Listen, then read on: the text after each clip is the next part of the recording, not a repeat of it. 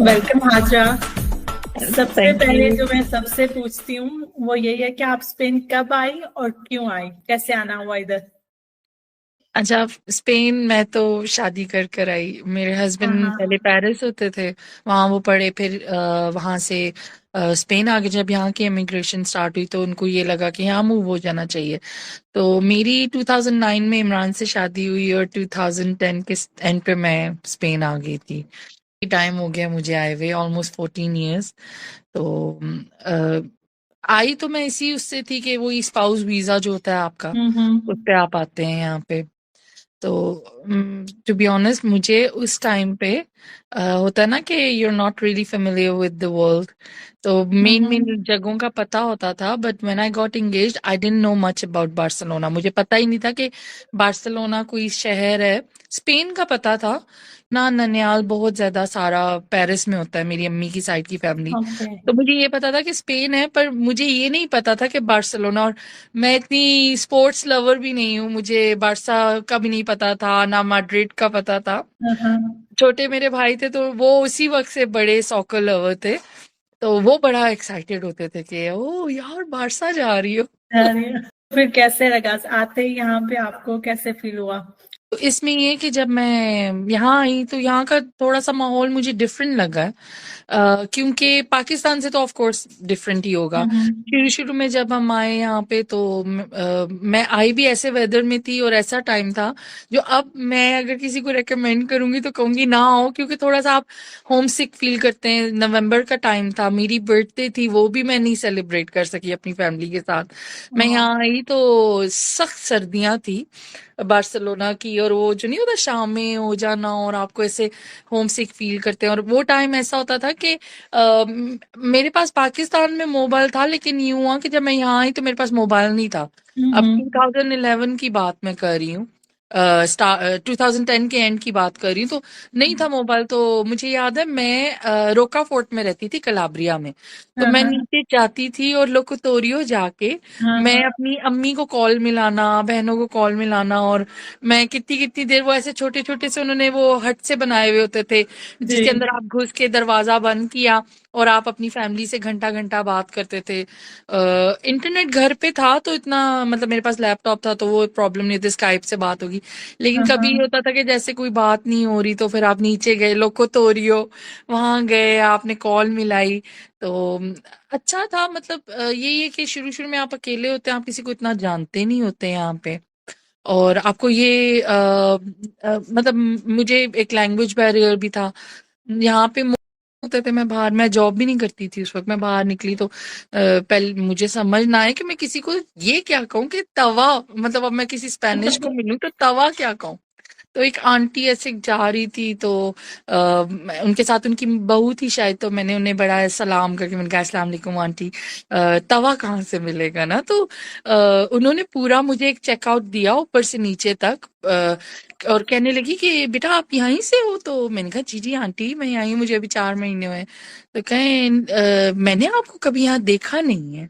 तो मैंने कहा आंटी चले आज तो देख लिए ना, तवा बता दें। और लिटरली उन्होंने जवाब ही नहीं दिया और वो चली गई। वो रियली। चली गई और मुझे इतना दुख लगा। मैंने कहा यार इन्होंने मुझे कोई जवाब ही नहीं दिया। How rude.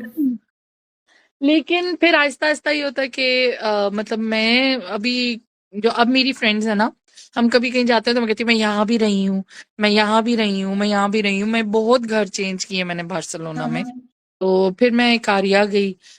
इकारिया में मैं रहती थी तो बच्चे भी नहीं थे मेरे। मेरा बेटा 9 साल बाद हुआ मेरी शादी के। तो हाँ 9 साल हाँ। ये था कि बस जॉब, हस्बैंड भी जॉब पे होते थे तो समझ नहीं आती थी क्या करूं। तो सिनेमा चले गए, मॉल चले गए, ग्लोरियस चली गई, इस तरह टाइम स्पेंड कर लिया। तो एक दिन मैं बस पे थी, मैं ग्लोरियस से वापस आ रही तो एक फ्रेंड, मतलब एक लेडी मुझे मिली, उनके साथ 3 बच्चे थे, पाकिस्तानी थी वो। तो उनसे मेरी सलाम दुआ हो गई। तो खैर मेरी उससे बहुत अच्छी दोस्ती, मतलब फरहाना नाम था उसका, अभी भी है, मेरी फ्रेंड है। पर ये है कि लाइफ में सब बिजी हो जाते हैं तो जरा बातचीत कम होती है आपकी। तो फिर उसके थ्रू मुझे पता चला कि हाँ नहीं, कम्युनिटी में और भी लोग हैं। फ्रेंड्स बनी मेरी कि जिनको मैं मतलब मुझे पता चला कि और तरह के भी लोग हैं यहाँ पे, एजुकेटेड और करियर ओरिएंटेड वुमेन भी हैं यहाँ पे। हम्म। उनका यही होता है कि सभी यहाँ के मतलब जॉब भी होती है। फिर मैं अपने बेटे की जो एक ऑटिज्म का इसका जर्नी है उसको भी लेके साथ चल रही हूँ। मतलब मुझे पिछले he was going in a normal school, तो मुझे काफी स्ट्रगल करके उसके लिए एक स्पेशल स्कूल में जगह लेनी थी। यहाँ पे रूल है कि आपका जब तक बच्चे का डायग्नोसिस ना हुआ हो तब तक उसको वो नहीं देते। आपके तो आपके बेटे को कब डायग्नोस हुआ था, और कब, कैसे आपने डिटेक्ट किया, या आपके डॉक्टर ने, या कैसे पता चला? अच्छा, यूं था कि मैं ही वॉज 6 मंथ्स ओल्ड, मैं पाकिस्तान गई थी और मैं वहां पे तकरीबन कोई 4 महीने रही थी। तो ये मुझे पता था कि ऑटिज्म एक चीज है और मेरी फैमिली में जेनेटिकली इस तरह के डिसऑर्डर्स हैं पहले। और तुम आई वेंट समवेयर एंड जब मैं वापस आई तो रात का टाइम था, मेरी अम्मी नमाज पढ़ के हटी तो मुझे कहने लगी कि बेटा, मैंने नोट किया कि ये अपने नाम का रिस्पॉन्स नहीं देता, अब्दुलरहमान ना, तो तुम परेशान ना हो, वापस जाओ।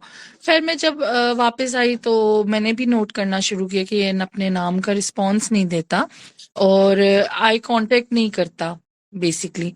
और दूसरा ये था कि कुछ ऐसे वर्ड्स थे जो ये पहले कहता था, सिक्स जैसे मामा मंथ पापा। 6 मंथ्स ओल्ड में ही आप नहीं ये नहीं, 6 नहीं, आप मतलब मैंने कहा ना मैं 4 मंथ्स वहां रही, जब मैं वापस आई तो ये उस वक्त मतलब ऑलमोस्ट अच्छा। 9 मंथ्स या ऐसे हो चुका था, 10 मंथ्स का। और इसके पास थोड़े बहुत वर्ड्स थे, मामा पापा, लेकिन वो भी इसने कहना छोड़ दिया ना। तो फिर मैंने से गौरदेरिया करवाया, क्योंकि मैं प्रेग्नेंट हो चुकी थी। तो मैंने कहा कि चलो मैं इसको गौरदेरिया कराऊं कि कुछ टाइम ये वहां पे स्पेंड करे। तो गौरदेरिया की टीचर ने मुझे ये चीज कही थी कि उसने भी सेम ही बात की कि ये अपने नाम का रिस्पॉन्स नहीं करता, तो आप ना इसको सीधे आप लेके जाएं वहां पे, आप उनसे पूछें क्या करना है। फिर वहां मैं गई, वहां पे भी यही था कि बहुत आपको स्ट्रगल करना पड़ता है। पब्लिक जो एक सिस्टम है ना, उससे आपको लड़ना पड़ता है कि अपने बच्चे के लिए थेरेपीज तो दूर की बात, अपॉइंटमेंट्स ही लेना। और फिर वो आपको कितने कितने मंथ्स बाद की डेट्स दे देते हैं, ये टेस्ट करवाएं, ब्लड टेस्ट करवाएं, इस न्यूरोलॉजिस्ट को जाके दिखाएं, उसको दिखाएं। तो इस तरह खैर आपको इतना इन्फो नहीं होता ना कि क्या सिस्टम क्या है, या मतलब क्या हमें बेसिक क्या हेल्प। काफी अरसा तो ये था कि मैं इतना अपने बेटे को हेल्प लेके दे नहीं सक रही थी कि I was pregnant my self. और मेरी अपनी फिर कोरोना आ गया बीच में एंड मैं मेरी बेटी पैदा हुई, फिर मेरी मदर शी पास्ड अवे। तो I was in a very dark zone. Job भी मतलब काम भी नहीं था उन दिनों में, and you have to go through so much, 2 kids at home, and काफी आप मेंटली डिस्टर्ब्ड होते हो ना। तो उसमें ये था कि फिर मतलब I use to read a lot, मैं बहुत ज्यादा पढ़ती थी, ऑनलाइन सर्च करना। उसमें भी यही होता कि people they will tell you not to search much, कि आपको गलत किस्म के आइडियाज भी मिलते हैं। फिर कुछ लोग आपको कहेंगे कि नहीं सर्च करो, पढ़ो। तो मैं कोशिश करती, अब तो चैट जीपीटी है। 2020 में इस तरह की कोई हमारे पास एक्सेस नहीं थी कि हम उसको कहें कि हमें अच्छा हार्ड कोर हम मटेरियल हमें सर्च करके दो। तो मैं सर्च करती थी सजेस्टेड के तुम प्राइवेट थेरेपीज करवाओ इसको। ये नॉर्मल स्कूल ही में जा रहा था। फिर एक दिन by chance I went there for an interactive group, वो जो मदर्स का होता है। So I saw him struggling over there. The teacher was not even bothering कि ये कर क्या रहा है. She was not even giving much attention to him. और ये क्लास से अंदर बाहर भी जा रहा था. Then that was the moment I decided कि क्योंकि कहा जाता है ना, एक बड़ा अजीब सा मिथ होता है कि बच्चे को आप स्पेशल नीड बच्चों के साथ डालेंगे तो वो डिस्टर्ब हो जाएगा। But this is so wrong, क्योंकि मुझे ऐसा लगता है कि एक बच्चा जो खुद स्पेशल नीड है उसको अटेंशन की जरूरत है। नॉर्मल बच्चों में वो लॉस्ट है, नॉर्मल बच्चों में उसको वो अटेंशन नहीं मिलेगी। अभी आई वोंट से कि मतलब ही हैज सरपास्ड एवरीथिंग, उसका ये है कि उसका बहुत स्ट्रगल अभी भी चल रहा है। हमें अच्छे डेज भी होते हैं, कुछ ऐसे डेज होते हैं जिसमें हमें कंप्लेन मिलती है कि उसके मेल्टडाउन हुए हैं। फिर मैंने भी रिसेंटली पाकिस्तान में इसकी स्टेम सेल थेरेपी करवाई। जो मैंने सर्च किया था उसमें वो स्टेम सेल्स होते हैं, ब्लैंक सेल्स होते हैं, तो वो बच्चे के अंदर वो इंड्यूस करते हैं जो जो ये एक होप होती है कि बच्चे की जहाँ डेफिशिएंसीज हैं उसको जाके वो फिल करेंगी। तो तो वो सेल्स आते किधर से हैं? अच्छा, ये सेल्स जो हैं, ये प्लेसेंटा जो होता है मदर का, हम्म। मतलब जो डिफरेंट मदर्स हैं वो डोनेट करती हैं, and these cells are healthy. ये ब्लैंक सेल्स होते हैं, और होता थोड़ा सा ये कि कॉस्टली होता है। मैंने पाकिस्तान में करवाया था, ये एक हॉस्पिटल है अमेरिका का, टेक्सास में होता है। उन्होंने अपनी एक ब्रांच एज अ पार्टनरशिप पे कायद आजम हॉस्पिटल जो रावलपिंडी में है उनके हम्म। साथ किया हुआ है। तो एक विंग है वहां पे, ये करते हैं। आप वहां पे थोड़ा सा कंपैरेटिवली यहाँ से थोड़ा सस्ता करवा सकते हैं। अब यहाँ पे स्पेन में नहीं है, फ्रांस में भी नहीं है, यहाँ पे अभी फिलहाल एक है स्विस मेडिक, वो करते हैं। लेकिन उसके लिए वो आपको कहते हैं कि आपने कहीं और ट्रेवल करना है, रशिया या पता नहीं कोई डिफरेंट रोमानिया, और वहां स्टे करना है, तो वो लीगल थोड़ा सा। वगैरह का कोई इशू है? सॉरी। लीगैलिटी का कोई इशू है कि लीगल नहीं है इधर नहीं, शायद? नहीं, लीगल की बात नहीं है। ये स्विस मेडिक जो है वो उधर इसलिए करते हैं क्योंकि उनको थोड़ा चीप पड़ता है वहां पे अच्छा। अकोमोडेशन वगैरह और प्रोसीजर। जैसे आपको मैं एक्सप्लेन कर रही हूँ ना कि अमेरिकन कंपनी है, वो पाकिस्तान उन्होंने में भी कर रही है। पाकिस्तान में, हाँ, हाँ। तो हम्म। इसमें ये कि यहाँ पे अभी मैंने सुना है फ्रांस में शुरू कर रहे हैं वो लोग, उधर भी हो रहा है। स्पेन में अभी तक नहीं है, क्योंकि मैंने जब अब्दुल रहमान का करवाया तो मैं यहाँ आई, मैंने टीचर को बताया, इसकी प्राइवेट थेरेपिस्ट को बताया, तो दे वर वेरी इंटरेस्टेड। उन्होंने मुझसे कहा कि आप ये इन्फॉर्मेशन हमसे शेयर करें। अच्छा, इसका ये होता है कि लोगों का एक परसेप्शन बना हुआ है कि अगर स्टेम सेल थेरेपी हो रही है तो बच्चा विल बी ऑटिज्म फ्री, मतलब वो बच्चा नेक्स्ट डे से बिल्कुल बिल्कुल ठीक हो बिल्कुल जाएगा, ठीक हो जाएगा। परफेक्ट। ऐसा नहीं है, ये आपको डॉक्टर भी ये सजेस्ट करते हैं कि बच्चे में आपको इम्प्रूवमेंट्स नजर आएंगी। जैसे अब नॉन वर्बल बच्चा है तो वो थोड़ा सा बोलना शुरू करेगा, मेल्टडाउन्स कम होंगे, और अल्हम्दुलिल्लाह अभी ये कि अब्दुल रहमान का मैंने बहुत नोट किया है कि इसकी अंडरस्टैंडिंग अच्छी हुई है। और माशा। दूसरा इसका ये कि इसके मेल्टडाउन्स कम है, पहले से बहुत कम है, क्योंकि पहले इसको छोटी छोटी चीजें ट्रिगर करती थी जो मैं नहीं अंडरस्टैंड कर सकती थी।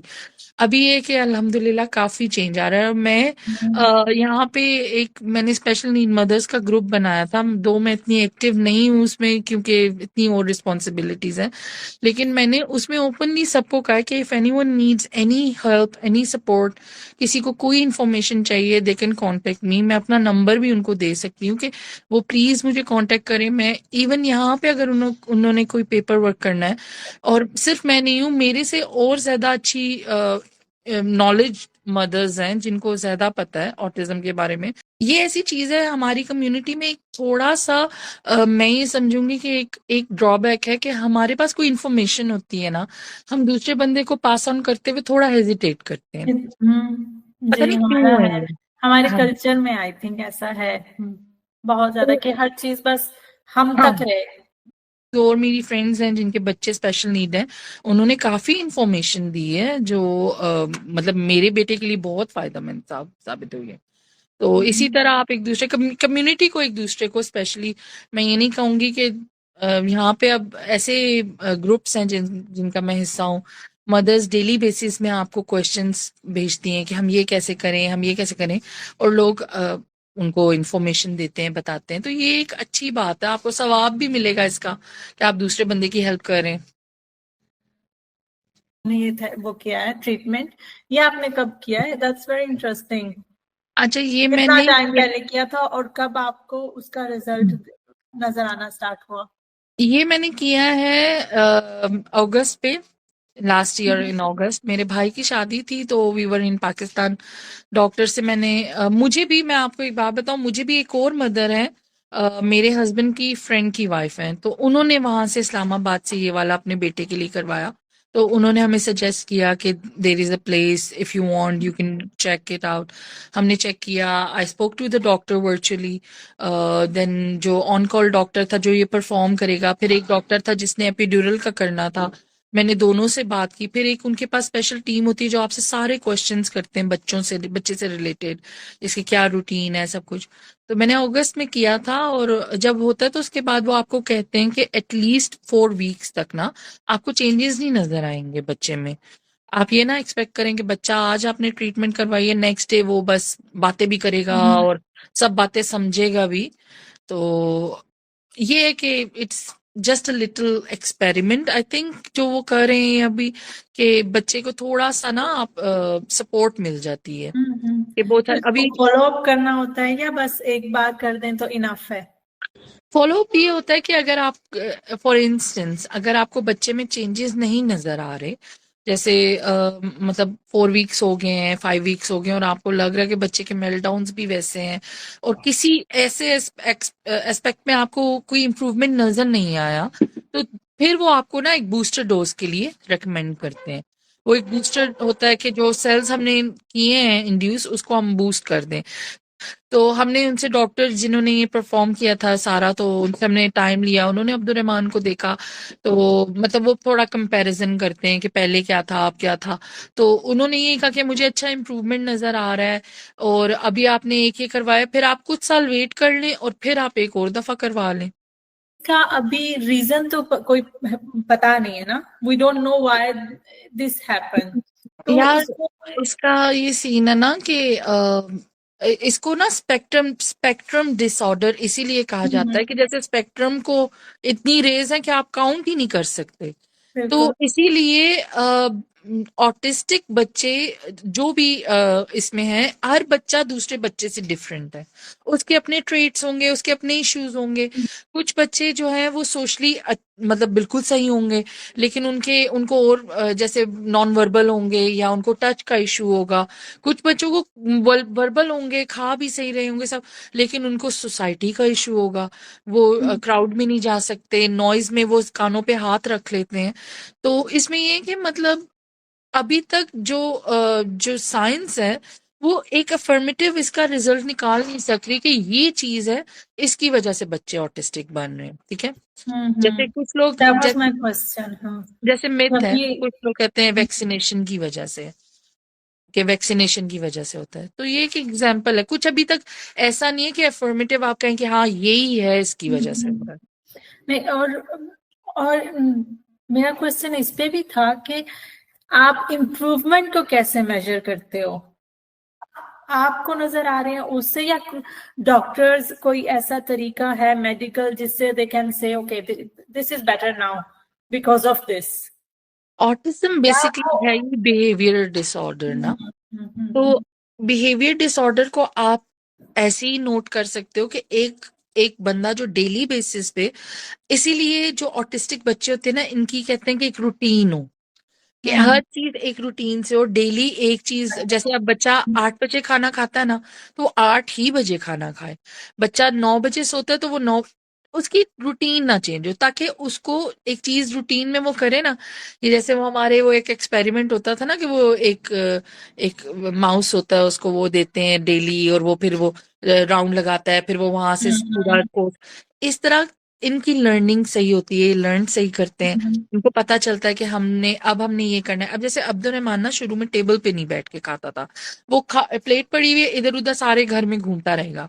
लेकिन अब मैंने उसको बताया हुआ है, हम छोटे छोटे पिक्टोग्राम्स यूज करते हैं, पिक्चर्स होती हैं, जिससे हम उसको बताते हैं कि अभी तुमने बैठ के खाना है, खाना फिनिश करना है, तुमने पापेल यूज करना है, सर्वियते, हाथ साफ करने, ताकि बच्चे को पता हो कि ये मेरी रूटीन है, ये मैंने रोज की बेसिस पे ये करना है। अब अब्दुल रहमान फॉर इंस्टेंस, पहले अगर मैं उसको कोई इंस्ट्रक्शन देती थी कि जाओ अब्दुल रहमान दरवाजा बंद कर कर आओ, तो वो नहीं करेगा, वो सुनेगा भी नहीं, वो वहां देखेगा भी नहीं। लेकिन अब मुझे इसलिए पता चल रहा है कि अब्दुल रहमान सही कर रहा है, क्योंकि अब अगर मैं इशारा करूंगी किसी जगह, वो वहां देखेगा, और उसको पता होगा कि मैंने दरवाजा बंद करना है। तो देर इज एन अचीवमेंट। हम नोटिस, वो कहते हैं ना, स्पेशल नीड मदर्स जो है ना, वो छोटी छोटी अचीवमेंट्स को ना ना खुश होती हैं, इतना और सेलिब्रेट नोटिस भी करती हैं, करते हैं। हाँ, हाँ। नोटिस भी करते हैं। कि but must be very tiring, हर चीज को एक मदर जो एक अपनी लाइफ तो चल रही है, एक तो दूसरी कंट्री में आना, जैसे आप बता रहे हैं, वैसे आपको तो आप बोल रहे हैं कि 9 साल हो चुके थे इधर जब आपको बेबी हुआ, but still you are working, you want to tell share your professional journey as well. शुरू में तो ऐसे ही आप होता ना कि और जॉब्स, मैंने बताया मैंने पानेदेरिया पे भी ट्राई किया काम करने का, और आप जॉब्स ढूंढते हो डिफरेंट जगहों पे, तो मैंने किड्स एंड अस में काम किया। You want to do something different, you want to do something different, तो मैंने अप्लाई किया था यहाँ पे। ये कंपनी होती थी यूरो इवेंट्स के नाम से, तो उन आप खैर वो क्लोज हो चुकी है। उनको मैंने अप्लाई किया तो उन्होंने मुझे ये एज अ अपना ये जो होता है ना, helper to the customer services manager, administrator, वो रखा। ऑनलाइन जॉब थी, मैं घर से ऑनलाइन करती थी सारा काम। और ये बेसिकली सारे जो इवेंट्स होते हैं, ट्रेड शोज, कांग्रेसेस, इनको डील करते हैं। तो अच्छा था, अच्छा एक्सपीरियंस रहा। मैंने तकरीबन 1 साल उनके साथ काम किया, and very odd kind of thing, मैं क्रिएटिव स्पिरिट्स में चली गई। ये इधर बार्सिलोना में उनका हेड ऑफिस है, वैसे वो यूके बेस्ड कंपनी है। तो वहां पे मैंने उनके साथ काम शुरू किया एज अ सेल्स मैनेजर। तो फिर सेल्स से मैं प्रोजेक्ट मैनेजमेंट में आ गई। अभी ये कि मैं उन्हीं के साथ काम करती हूँ, प्रोजेक्ट मैनेजमेंट करती हूँ, और हम लोग ये और सारी ये ट्रेड सब शोज। कुछ आप इंग्लिश में कर रही हैं, आपको हाँ, स्पेनिश इंग्लिश में। सीखने की जरूरत नहीं, नहीं पड़ी। स्पेनिश। हमें ये कि हमें फ्रेंच में ईमेल्स लिखनी होती हैं स्पेनिश में, तो वो तो आप हेल्प ले लेते हैं, लेकिन ये कि लिखते लिखते लिखते आपको आ जाती है फ्रेंच थोड़ी बहुत। स्पेनिश तो ये कि मैंने नेशनैलिटी के लिए सीखी थी, लेकिन काम मेरा सारा इंग्लिश में है। I don't have to use any other language. और अच्छा है क्योंकि हमारे डिपार्टमेंट में मोस्टली वही लोग होते हैं जो स्पेनिश, उन्होंने उन्होंने क्लाइंट्स नहीं डील करने, तो अच्छा है, मजा आता है, एटमोसफेयर अच्छा है। और वहीं पे when I I was working in Euro events, so I met my business partners, और फिर we started our own company back in 2012, world expo plus के नाम से है। और अल्हम्दुलिल्लाह अल्हम्दुलिल्लाह अभी तक हम लोग कर रहे हैं उसमें काम। हमारे अपने क्लाइंट्स हैं, मैं अपने क्लाइंट्स डील करती हूँ, और इसके अलावा जो कंपनी के क्लाइंट्स होते हैं, जो फीरा में जो इवेंट्स होते हैं, और कांस में पहले देव फेस्टिवल में, तो वो मैनेज करती हूँ। पहले मैं ट्रैवल बहुत करती थी जब बच्चे नहीं थे, लेकिन मेरे बच्चों के बाद मैंने ये एक बता दिया कि I can not travel because of my kids. So ये कि काम आपको ऑनलाइन, बेसिकली ये होता है कि ज्यादातर काम ऑनलाइन ही करना होता है, लेकिन मुझे फीरा भी जाना होता है। जब आप वहाँ स्टैंड बिल्ड कर रहे होते हैं क्लाइंट के लिए, या उनकी जो सेमिनार्स होते हैं या प्रोडक्ट लॉन्चेस होती हैं उसके लिए। कैन आई नो आपकी qualification? Just a bachelors, okay. मैंने अपना बीसीएस किया था इन कंप्यूटर साइंसेज। इसके अलावा मैंने डिप्लोमा किया था पाकिस्तान में, जब मेरी शादी हो गई थी और मेरे पास कुछ नहीं था करने के लिए, तो मैंने ग्राफिक डिजाइनिंग का किया था, कोर्स किया वो था, मैं इसलिए डिप्लोमा। पूछ रही हूँ क्योंकि बहुत सारे लोग आते हैं ना, तो वो थोड़ा सा घबरा जाते हैं कि शायद वहाँ की पढ़ाई, और वैसे भी पाकिस्तान का और स्पेन का तो कोई ऐसा वो कनेक्शन है नहीं कि वहाँ की डिग्रीज आप यहाँ कन्वर्ट कर सकते हैं या कुछ ऐसी वो। बहुत सारे लोग ये भी होते हैं कि हम आके इधर करें भी क्या, ना स्पेनिश आती है ना हमारी डिग्री हाँ। वैलिड है। तो उस लिहाज से मैं पूछूं कि आपने कैसे एकदम से मैनेज किया, कैसे सोचा, कैसे स्ट्रगल किया? क्योंकि इट साउंड्स वेरी इजी। अच्छा मैं आई, मैंने यहाँ पे, बट आई एम श्योर अच्छा, इट्स मैं not easy at all. It was never easy, I tell you कि यूं हुआ था कि यूरो इवेंट्स में they never asked us for degrees because it was an online job. ने क्रिएटिव स्पिरिट्स में काम शुरू किया था, तो वो भी वर्चुअली था, लेकिन उन्होंने आफ्टर 6 मंथ्स जब मैं कंफर्म्ड हो गई थी, तो उन्होंने मुझसे मेरी बैचलर्स की डिग्री मांगी थी, लेकिन दे नेवर आस्क्ड मी कि उसको आप वहां से एफिलिएट करवाएं या यूं जाएं, कि मैं अपना एमबीए कंप्लीट करूं किसी तरह अपनी डिग्री मेरी अम्मी का बहुत दिल करता था कि मैं अपना मास्टर्स कंप्लीट करूं, लेकिन बस नहीं कर सकी कभी। और मैं टू बी ऑनेस्ट, अभी होता है कि बच्चे जो है वो कई दफा होता है ना, मेरी बहन होती है वो कहती है बच्चे पढ़ नहीं रहे, ये नहीं कर रहा, यूं हो रहा है ये। तो मैंने कहती हूँ कि यार मैं seriously, I know education is really important, but the life skills, the experiences that you have, the professionalism, that takes you far. आप उसी से आगे जाते हो। मैं अभी मतलब I don't know how I am surviving this. अभी इतने लोग आ चुके हैं, दे आर एजुकेटेड लोगों ने लिटरली डिग्रीज की हुई हैं ग्राफिक डिजाइनिंग में। मैं तो तो सिंपल मेरी, बहुत कॉम्पिटिटिव है सब कुछ। लेकिन बस ये होता है कि आपको एक्सपीरियंस से आप बताते हैं ना कि अब कोई नया बंदा होगा ना, वो उसने अगर कोई स्टैंड की कोटेशन देनी होगी ना, he'll have to maybe study the material. Experience आपको लाइफ में बहुत कुछ सिखा देता है।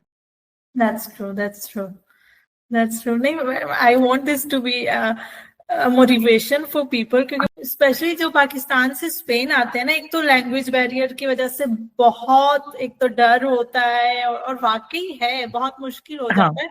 But you don't have to stop like looking for it, you just keep looking for something, कुछ ना कुछ निकल ही जाएगा। ये जब मेरा बेटा जब हुआ ना, मैं हॉस्पिटल में थी और मुझे नहीं आती थी स्पेनिश। तो मुझे समझ नहीं आ रही थी कि उस टाइम मैं किस तरह से डॉक्टर को ये समझाऊं कि मुझे ये चाहिए या मैं ये फील कर रही हूँ। तो language, it's not just important कि आपने करियर अपना सेट करना है, it's also important for the fact कि आपने यहाँ रहना है।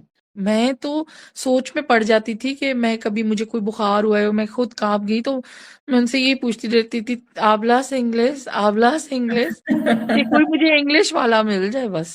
और यहाँ पे तो अब तो खैर फिर काफी चेंज हो पहले गया है। नहीं था। ये पहले तो बिल्कुल भी नहीं। आई रिमेम्बर हमारी जो मम्मा है ना, वो उनको बड़ा वो होता था कि यहाँ पे तो डॉक्टर्स को भी नहीं इंग्लिश बोलनी आती।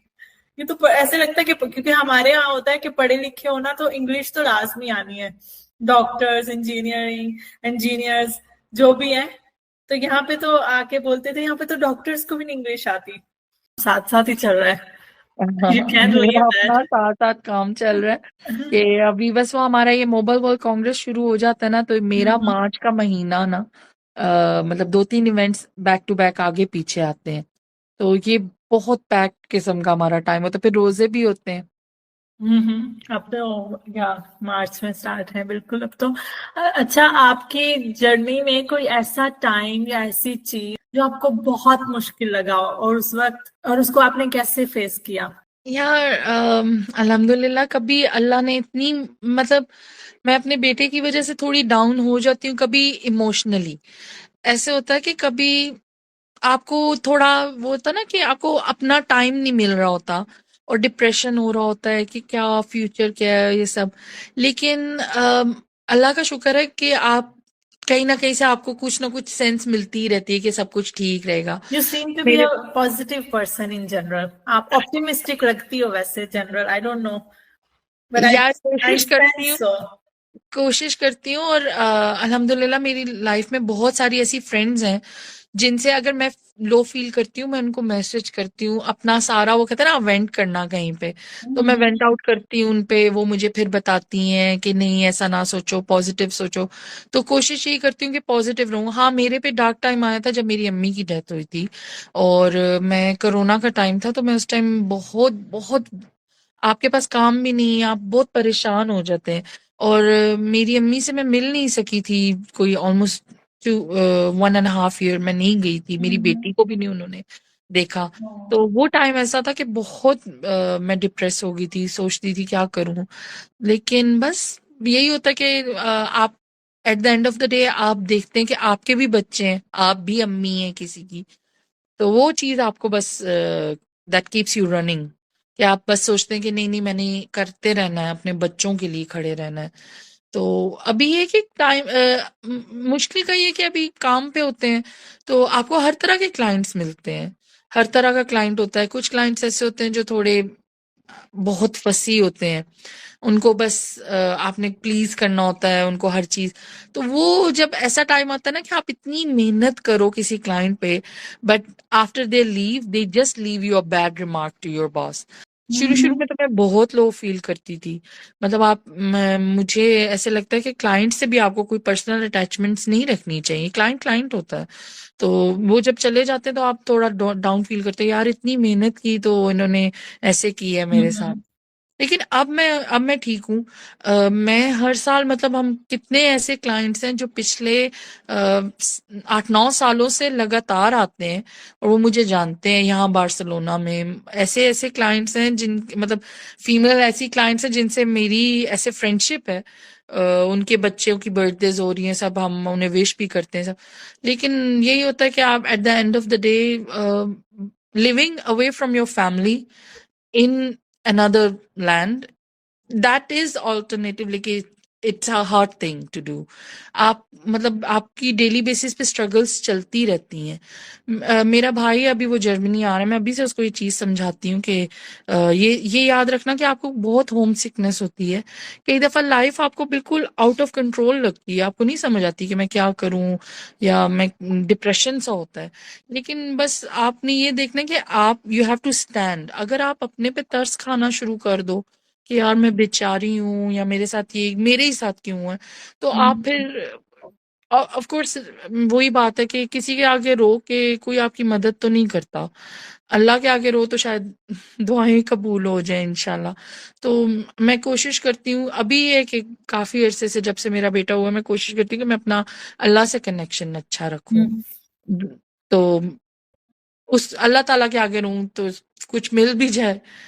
बस दुआ करती हूँ अपने बेटे के लिए भी और सब सब ऐसे बच्चों के लिए कि जो जिनकी मदर्स जो हैं स्पेशल नीड मदर्स के लिए बहुत टफ होता है।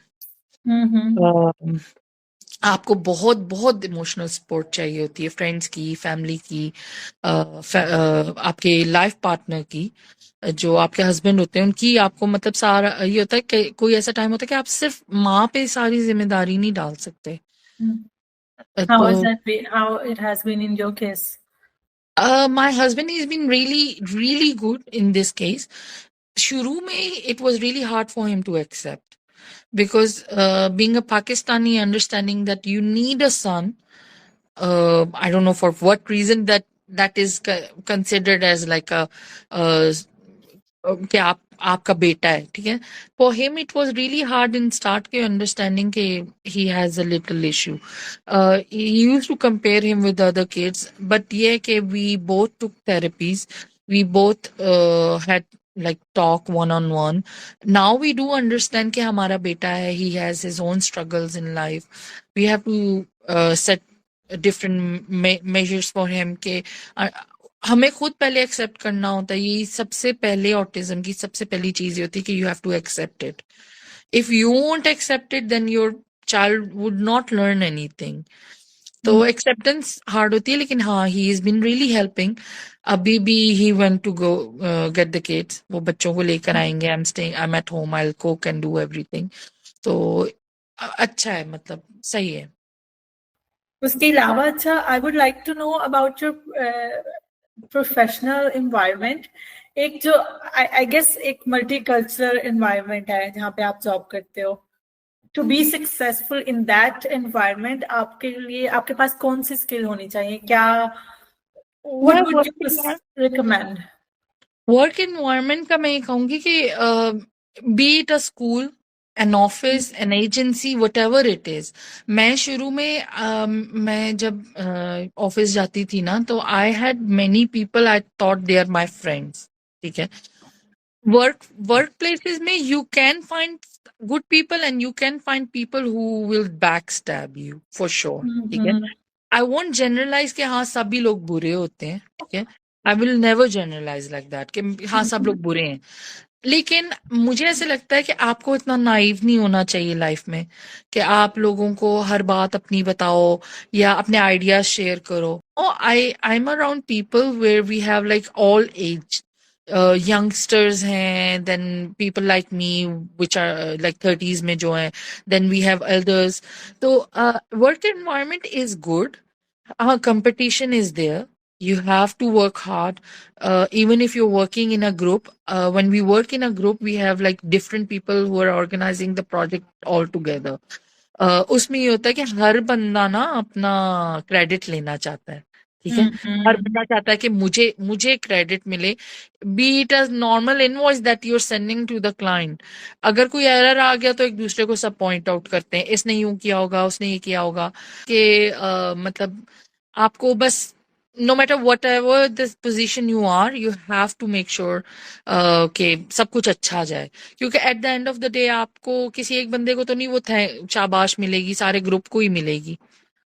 नहीं वही तो, क्योंकि वर्क प्लेस में जब आप किसी और के लिए काम कर रहे हो तब तो यू कैन चूज पीपल ना, you can choose your own team. जब आप आपकी अपनी कंपनी है तो तब तो फिर भी आप चूज कर रहे हो कि who you work with, but when you are working for somebody else you have to cope up with them.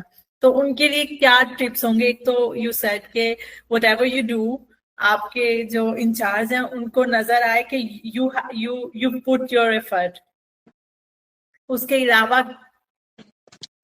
अभी ये कि जैसे मैं अपनी कंपनी में जब हम काम करते हैं, मैं हूँ, मेरा partner, and then we have employees as well. लेकिन हम जब हमने शुरू किया था ना 2012 में, I remember him and I we were dreaming के यार 10 साल बाद ना हम बस बैठ के देखेंगे और लोग काम किया करेंगे, पर ये ऐसा कभी भी नहीं हुआ, कभी भी नहीं हुआ। मैंने अभी रिसेंटली एक वेब मास्टर रखा, तो हमारी जो वो वेब डिपार्टमेंट की एक लड़की है वो मुझे कह रही कि ये यूं करता है, ये यूं कर देता है।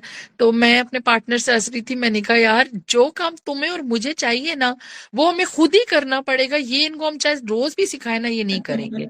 तो वो वही बात है कि आपको काम खुद ही करना पड़ता है। मैं अभी प्रोजेक्ट मैनेजर हूँ, लेकिन मुझे एक एक चीज मेक श्योर करनी पड़ती है। जैसे अब मेरे क्लाइंट अभी ये 25th से आएंगे, तो मैं मंडे को होटल खुद जाऊंगी मेक श्योर करने के चेक इन हुए हुए या नहीं, पासपोर्ट सबमिटेड है या नहीं, की कार्ड रेडी है या नहीं, फिर एक एक रूम देखना। और do you have difficulties in delegating? किसी और को काम देते हुए आपको थोड़ा होता है कि नहीं अच्छा मैं खुद ही कर रही थी, जैसे आप बता रहे हैं कि खुद क्या ये है मेरा एज ए एक्सपीरियंस। रिस्पॉन्सिबल होना कि चलो रिस्पॉन्सिबिलिटीज आप पर आएंगी, बट एक ये भी होता है कि नहीं किसी और से कहने से अच्छा मैं खुद कर लूं। यार ये ऐसे होता है कि जब आप पीक आवर में होते हो ना, जैसे अभी मोबाइल वर्ल्ड कांग्रेस जब हो रहा होता है, सब बिजी होते हैं, और मैं ब्लेम नहीं करूंगी। ये होता है ना कि जैसे कोई क्लाइंट आपको कहेगा कि यहाँ से ये यूं कर दें यूं कर दें, तो मैं फिर सबको फोन मिलाऊंगी, हम ग्रुप्स होते हैं हमारे व्हाट्सएप के, और कोई उसमें जवाब ही नहीं दे रहा होगा। तो फिर एंड पे ना मैं सही कहूंगी कि यार खुद ही कर लेती हूँ, छोड़ो इनको, अब क्या मैं कहूँ।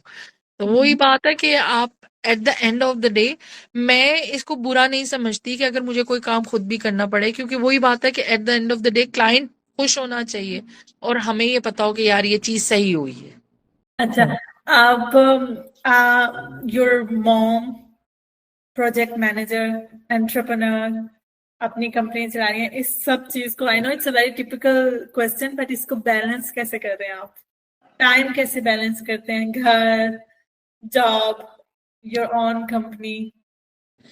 यार बस कर रही हूँ, अल्लाह का शुक्र है, बस वही बात है। इवन कुल नहीं, मैं पहले तो बहुत ही वो ऑर्गेनाइजर टाइप थी, बल्कि मेरी फ्रेंड है उसने मुझे ऑर्गेनाइजर भी गिफ्ट किया, मैं भी आगे अपनी फ्रेंड्स को ऑर्गेनाइजर्स गिफ्ट करती हूँ कि यार ऑर्गेनाइजर हो।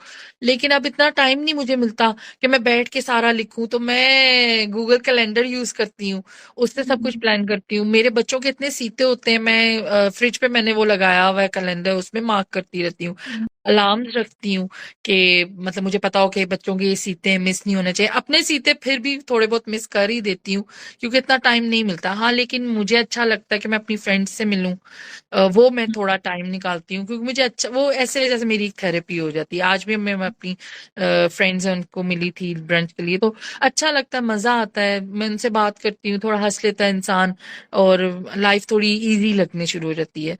और ये कि वैसे बैलेंस कर लेती हूँ मैं। घर जब अब मेरे बच्चे आते हैं, मैं ऑफिस का काम नहीं करती, और फिर जब रात को उनको सुलाती हूँ फिर काम करती हूँ ऑफिस का, जो पेंडिंग रह जाता है, जो आपने सारा होती है, इन्वेंटरी करनी होती है, या आपने इनवॉइसिंग करनी होती है, कोटेशंस या जो भी, वो सब मैं रात में करती हूँ। तो उस वक्त फिर मैं कोई गाने शाने सुने या कुछ और ये काम। आपने टाइम टेबल रखा हुआ है, यानी कि when you are with your kids तब आपने कोई काम नहीं करना? Exactly, exactly. उसमें ये है कि आई रियली वांट, मतलब मेरी बेटी आए भाई की घर में तो उसको भी पढ़ाऊंगी मैं, उसको आजकल मैं शुमार करना और ये सब अभी से सिखा रही हूँ, 1 में जाएगी आगे। और बेटा है सिक्स? या हाँ वो अभी 5 साल की है, वो भी ई सिंको में है, तो अब अगले साल फर्स्ट में जाएगी, तो मैं कोशिश करूँ कि अभी से थोड़ा बहुत उसे पढ़ाऊँ तो उसके लिए थोड़ा हार्ड ना हो। और फिर हमने वीकली रखा हुआ है कि एक बुक उसको मैं लेके देती हूँ लाइब्रेरी से, फिर वो मैं उसको पढ़ाती हूँ। वो वेरी कातालान में है तो मुझे खुद भी थोड़ी ट्रांसलेट करनी पड़ती है, गुड। लेकिन उसको एक बुक रीडिंग हैबिट डाल रही हूँ। और बेटा मेरा ये है कि उसको भी थोड़ी बहुत एक्टिविटीज घर में, जैसे पेंटिंग होगी, ये हो गया, टाइम देती हूँ कि बच्चों को ये ना लगे कि माँ अगर हमारी वर्किंग वूमन है, और वो एक मॉम गिल्ट आप में रहता है, आप जो मर्जी कर लो कि आपने ये Every यहाँ mom बिताया says that. Time. Every mom. हाँ, Every तो mom says that. वो आपको एक रहता है कि मैं अपने, जैसे अब नेक्स्ट वीक कार्निवाल वीक है, मैं अभी से अपने बच्चों का सारा प्लान कर रही हूँ, एंड आई मेक श्योर कि आई नेवर मिस इट। क्योंकि मुझे आई आई I would kill my self कि अगर मेरी बेटी कभी आके मुझे कहे मामा आप नहीं आई थी, मैंने परफॉर्म किया था। तो आई मेक श्योर कि I be an all rounder, I just go attend everything my kids are doing. मैं उनको बाहर भी लेके जाती हूँ, पार्क्स में, सोशल गैदरिंग्स में भी लेके जाती हूँ कि बच्चे मिस ना करें। ट्रैवल भी कराती हूँ, मैं अपने बच्चों को लेके अकेले ट्रैवल करती हूँ, स्विट्जरलैंड जाती हूँ, पेरिस जाती हूँ, जर्मनी, हर जगह। कि मतलब मेरे बच्चों को, मेरा बेटा ऑटिस्टिक है लेकिन उसको इन सब चीजों से वो यूज टू हो, ट्रैवलिंग से, Exposure is एयरप्लेन से, हाँ, एक्सपोजर से। तो इस लिहाज से मतलब मैं ये चाहती हूँ कि मेरे बच्चे कुछ मिस ना करें लाइफ में, तो इसीलिए सब कुछ ऑर्गेनाइज करके रखा हुआ है। नाइस। नो इट्स, एक तो सुन के मोटिवेशन भी आ रहा है, बट साथ साथ थोड़ा सा सुन के ना ऐसे थक भी रही हूँ सुन के, how she does it all. I swear, I mean it's just like अच्छा, हम दिन में सारों की घंटे लाइफ में कितने हैं। स्ट्रगल है, हाँ। तो वो बस आप किसी ना किसी तरह आप उसको मैनेज करना शुरू हो जाते हो, सबकी लाइफ में स्ट्रगल्स हैं। वो यही बात है ना, वो एक इतनी अच्छी सेइंग है कि आप दूसरे बंदे को जज ना करो, क्योंकि आपको नहीं पता कि उसकी लाइफ में क्या स्ट्रगल्स है। तो मुझे ऐसे लगता है कि हम सारी जो है ना कोई मेहनत लगी हुई है कहीं ना कहीं। बस एक दूसरे को बताती नहीं है, इतना टाइम ही नहीं मिलता, मिलती है तो और बातें करने शुरू हो जाती हैं। That's true. That's so nice. It's, and मैं वही बात कहूंगी, but you seem so optimistic and energetic कि लगता ही नहीं है बिल्कुल भी।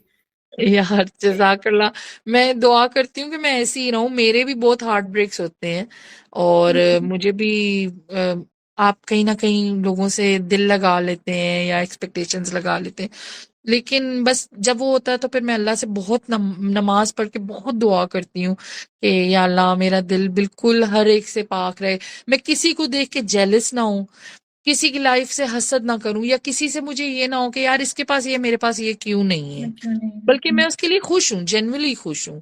मतलब कोई ऐसी मेरी फ्रेंड है जो खुश है तो मैं उसके लिए खुश हूँ। वाकई ये होता है कि हमें अपना एक ये लाइफ में एक गोल बनाना चाहिए कि हर चीज का पॉजिटिव एस्पेक्ट आप देखें, तो उससे आप भी खुश रहेंगे, दूसरा भी खुश रहेगा। दूसरे भी खुश रहेंगे। चले आप, आपका बहुत बहुत बहुत बहुत बहुत नहीं, शुक्रिया। मुझे इतना अच्छा लगा, आपने इतनी ऑनेस्टी से, इतनी अपनी ऑनेस्टी एंड रिजिलियंस इतना शो किया है। I am just very very very यार, too same here. Met you. Pleasure to talking all about the life I had here. I never had a and I chance कि think, मैं किसी को ऐसे बैठ सॉरी, के बताऊं। हाँ सॉरी नहीं, मैं काटी हूँ, and I feel like there is a lot more to talk about. आपने बहुत डेफिनेटली, शॉर्ट कर, हाँ। बहुत अच्छे से बताया, but I am very happy as a mom, professional and entrepreneur, जो आपका ये सफर रहा है ना, आई एम श्योर बहुत सारे लोग सुन के मोटिवेट होंगे। और दूसरों को भी यही कहूंगी कि हम सारे एक दूसरे को बूस्ट अप करें, जैसे आप अब इतना अच्छा कर रही हो, कम्युनिटी के लोगों से बात करके उनको आप इस तरह से वो कर रही हो, तो ये छोटी छोटी चीजों से ही आप एक दूसरे को, मुझे मुझे अच्छा लगता है कि एक एक औरत दूसरी औरत को I love that, I love support that. I कर थिंक, रही है। और हमें क्योंकि शुरू से पता नहीं क्यों यही सिखाया गया है कि हम जैसे एक दूसरे से ना कंपटीशन ही करते रहे।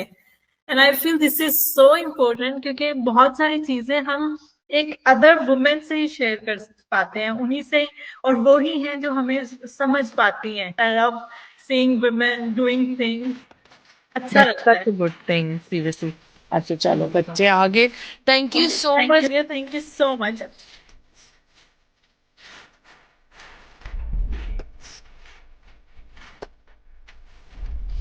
Into that car.